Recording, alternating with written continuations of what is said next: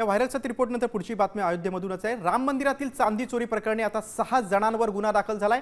राम मंदिर ट्रस्टने दिलेल्या तक्रारीनंतर ही कारवाई करण्यात आली।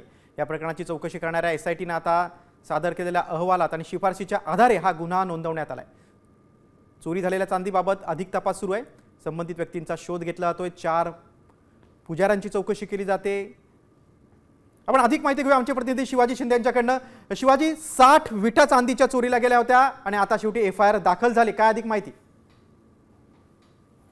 देशभरातली राम मंदिर ट्रस्ट याचे जे सदस्य आहेत कृष्ण मोहन यांनी ही तक्रार दिली होती। त्याच्यानंतर एसआयटीने प्राथमिक तपास होता तो केलाय आणि त्याच्यानंतर जवळपास 6 लोकांवरती गुन्हा दाखल झालेला आहे। पहिल्यांदाच या सगळ्या प्रकरणामध्ये अयोध्या पोलीस स्टेशन मध्ये गुन्हा दाखल झालेला आहे आणि पोलीस आता या प्रकरणामध्ये कोण कोण अटक होतं, कोण कोणावरती आरोप होतात हे अत्यंत बघणं महत्त्वाचं राहणार आहे।